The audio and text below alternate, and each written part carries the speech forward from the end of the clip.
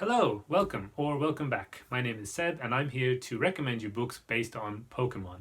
The reason I'm making this video is because a while ago I noticed that my subscriber count had gotten to 150, and for me 150 means one thing. It means the number of Pokemon, because this is showing my age, I was the first generation of Pokemon. I was there when it all boomed and exploded, and in the game it looked like it was 150 Pokemon, but then officially it became 151. So I thought I'll make my Pokemon video when we reach 151 subscribers instead of 150.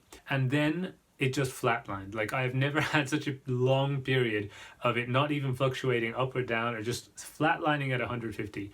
So I was just waiting and waiting and waiting, but finally after about a month I have the 151st subscriber. So thank you very much to Vittoria Lorenzo. Vittoria, if you're watching, this video is all thanks to you. I'm betting the second I release this video that subscriber count is gonna go down now, but whatever. She's gonna be like, what? I didn't sign up for this. But anyway, we're not here to talk about my subscribers. I try not to, by the way, normally I try not to look so closely at the number of people. It's just that, like, because I saw this 150 for the first time, I've been really carefully following it to see like where it's gonna go. I normally try not to care so much about this kind of stuff. I think that's probably not too healthy, but yeah, just for this video, because I wanted to make it, I'm so happy that I finally have 151 subscribers, so yay. Anyway, of course I am choosing only from the original 151 Pokemon, so like we're not going to see any of these weird newfangled things that come out. Like, I don't know what the kids are playing these days, but yeah, only the original 151. Also, like, coincidentally, they just announced the new generation of games for Pokemon like a couple days ago. So I mean, I would have made this video either way, but really Nintendo should be sponsoring me for publicity here, but we'll let it slide. I don't know if it's all different now, but in the original games you get 6 Pokeballs that you can fit on your belt, which means that you get 6 Pokemon, which means that we're going to have 6 book recommendations. Starting off with the starter Pokemon, Charmander. Charmander is a little fiery lizard, and if you pick Charmander at the beginning, as I did in my young innocent naivety, then the game is notoriously difficult at the start, because the first gym that you have to go into is a rock Pokemon gym, and fire is weak against rock, or is completely ineffective or something against rock. So yeah, the game is very difficult if you chose Charmander. So I thought, what kind of book has got like a steep learning curve, or like sets you a big challenge right from the very beginning and is difficult to get into? And for this I would say The Lord of the Rings, the famous classic, especially for me if I was coming from The Hobbit, like many people do. And The Hobbit is the prequel, the first book that Tolkien wrote. And it's like a children's story. It's like a fairy tale, and it was lovely for me as a child. And then going into The Lord of the Rings, suddenly you have the same characters, but the writing style, the kind of adventure is much more adult. It's much more sophisticated and difficult and scary at some parts, like those barrow wights at the beginning. My god, there is a lot of trudging, there is a lot of walking through nature and talking about nature, and descriptions of fields and glens and valleys and bogs, and just like lots of different terrain. That's the Lord of the Rings is a book of terrain, and that's not something that a young kid who's into like fairy tales and folktale adventures, fantasy stories, is necessarily going to take to immediately. Same if you watch the movies first, as a lot of people did, and then try to get to The Lord of the Rings. The image of the movies is that it's like this big action epic, and then you go into the book and you've got, like I said, just terrain, just people walking across mountains and stuff, which is great, but maybe kind of difficult to get into, especially with the Fellowship of the Ring, which is the first part of the Lord of the Rings. Although The Lord of the Rings is one book, I think, officially, technically. Frodo as well, like the main character, is thrown in at the deep end. Like, he goes from his lovely, nice, peaceful home to having to go on this difficult adventure where, you know, people can die and stuff like that. So I think that his journey also kind of fits this. Also, Charmander evolves into a dragon at the end, and dragons are definitely Lord of the Ringsy. Next up is Oddish, a happy little clump of grass. I paired him with Green Onions, a short story by Akutagawa Ryūnosuke. So not a book technically, but whatever. And this story, I think, like, green onions to begin with, like the kind of the green stalks of green onions look a bit like the green stalks on Oddish's head. But anyway, that's the first comparison. There's another one though. The story is about, well, it's like it starts with a writer and he's got a deadline, so he's like, I have to write this story now through the night. I have to get it done no matter what. So we get like a kind of sense of stress and tension, and then he starts writing. And he's writing about a girl called Okimi, and she's a waitress in Tokyo, and she's got like these kind of romantic aspirations, and basically she's got this kind of, I think she's falling in love with this guy. I don't exactly remember the details of it, but the way the green onions come in is because they go to they're on a date and they walk past the marketplace, and there's like there's the smell of the green onions, and there's also the price. She sees that they're on offer, and when she sees the bargain, like how cheap they are, she's like, oh my god, I have to get those.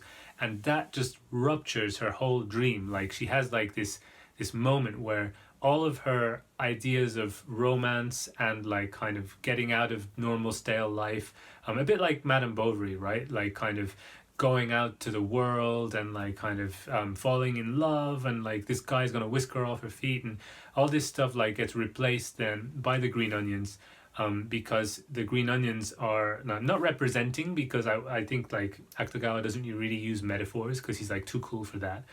Instead it's more like they just remind her, they bring to life in her mind all the things which are important, like bills, like paying the rent, like having to do her job, all the sort of daily realities of just getting by, and because she knows she should buy the green onions even though it's not romantic at all in the middle of the date, right?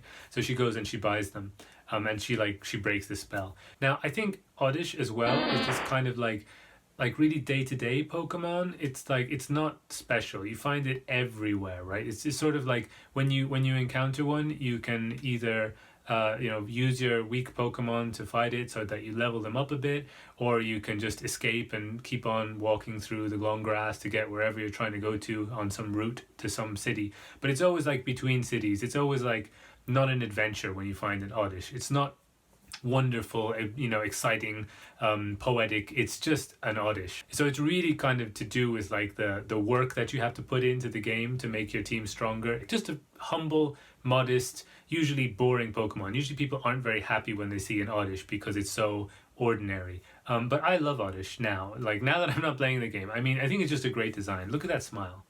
Next up we have Cubone, and I actually have a little Cubone here. He's fallen asleep, but you can see him there. It's his little bone. I'll put him back. But yeah, Cubone is one of the rare Pokemon that actually has his own little story, and you kind of play through it in the game. So the story is just that the mother of Cubone dies, and so he wears her skull as like a helmet. And I think the bone as well that he's holding is meant to be hers, and he fights with it. So pretty messed up for a kids game, right? But like, I mean, a lot of kids stuff is when you think about it. He's supposed to be like a really lonely Pokemon because he lost his mother, and when you find him in the game, they're like a pair, like the ghost of Cubone's dead mother and Cubone. You both have to kind of like fight them both. The one that I'm pairing with this is his Dark Materials, or the first one would be Northern Lights by Phillip Pullman. This is a world where people's souls, or their some sort of essential part of their self is externalized in the form of an animal.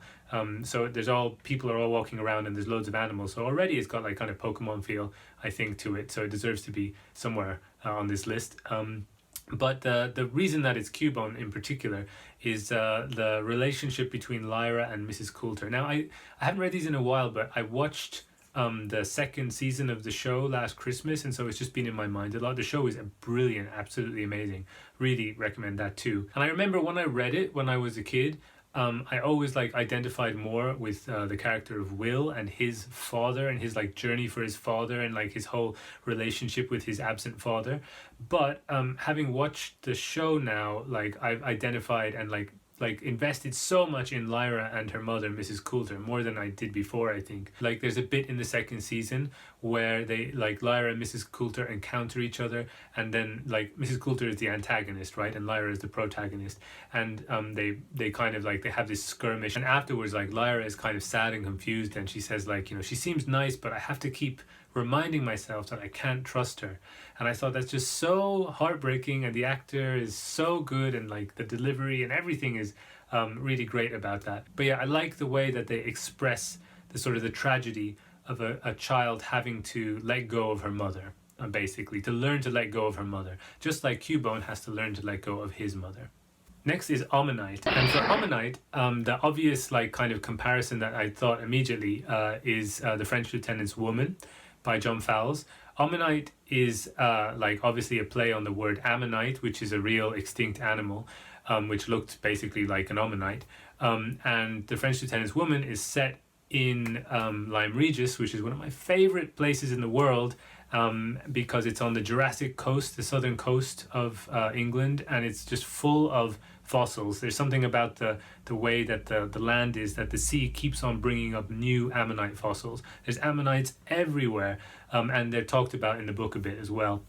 And yeah, like it seemed like a really good connection, but the only problem with this is that I didn't like The French Lieutenant's Women, so I cannot recommend that book in good faith. Instead, I thought I would talk about a science book, so like a non-fiction book on this channel is very rare, but I went through a little phase a long time ago when I was interested in nature science, and especially stuff to do with animals and zoology, and I read evolution. And I read, what's it called? Your Inner Fish.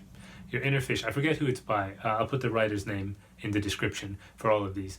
But Your Inner Fish is about, well, it's written by this guy who was part of a team who discovered a fish called Tiktaalik, which is one of the oldest fish we know, which is sort of like what they call like a missing link fossil, because it could do like press ups. It had developed like little bones which allowed it to have like these little like kind of pushing up motions, which would have allowed it to push its head out of the water, and it had its eyes on the top like a crocodile or a frog, right? So it could have seen out of the water. So they consider it like one of the stages on the way to fish leaving the water.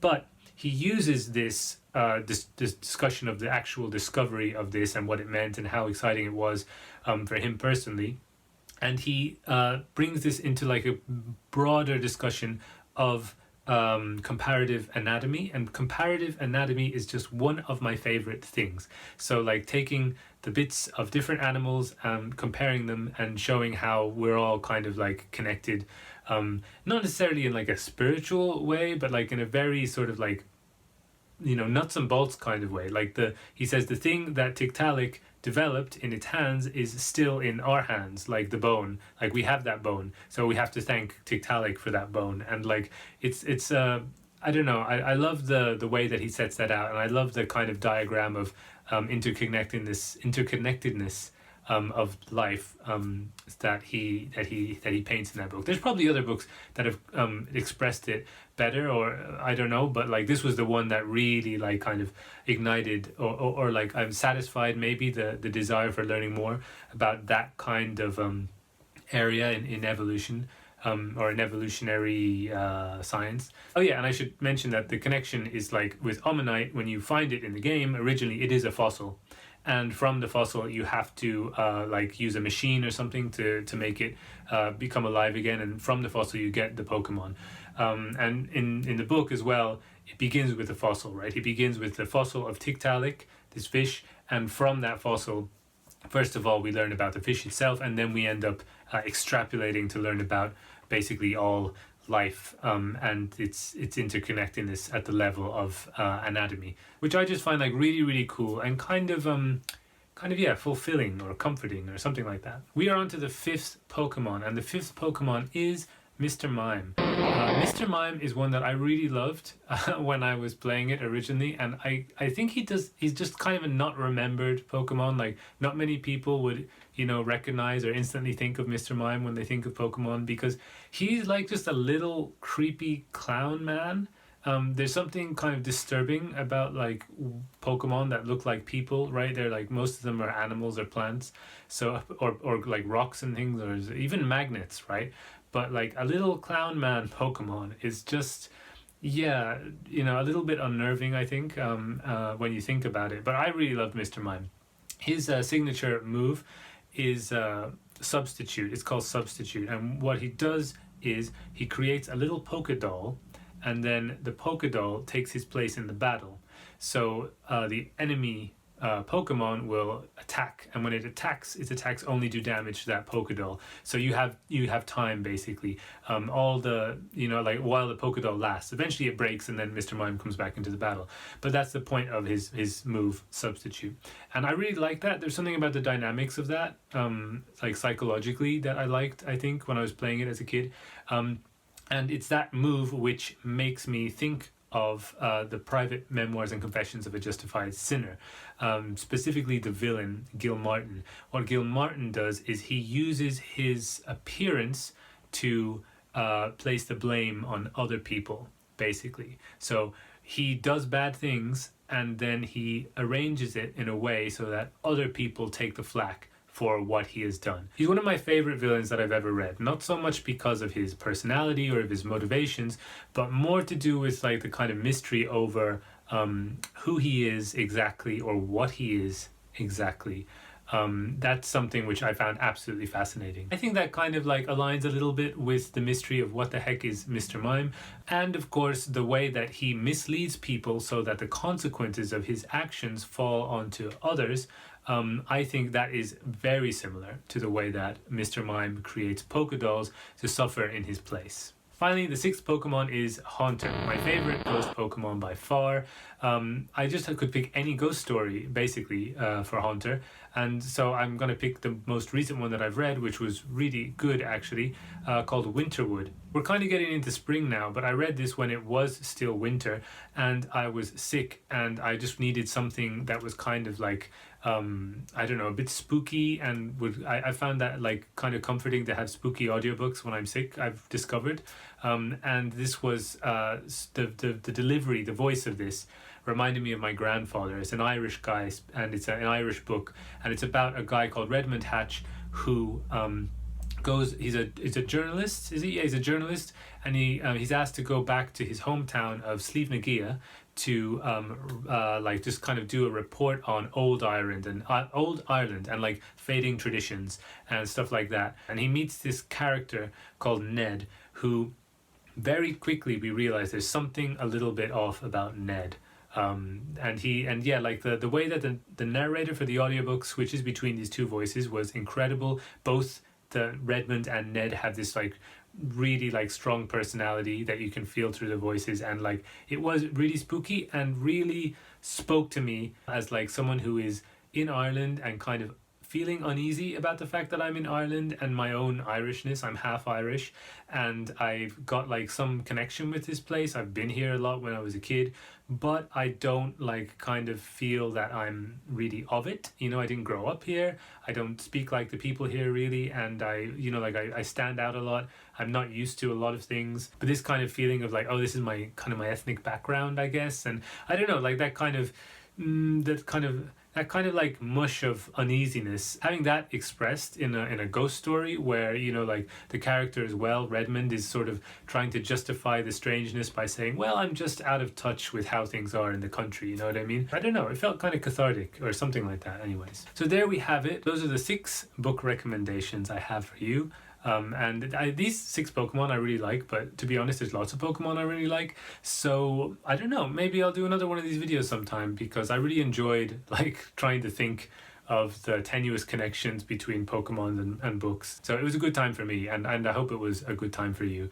It was also nice like seeing the only Pokemon things I own. I have Cubone, I have Bulbasaur here, I have this what's it, Vaporeon on a, what's this, what do you call these things, paper paper filing thing.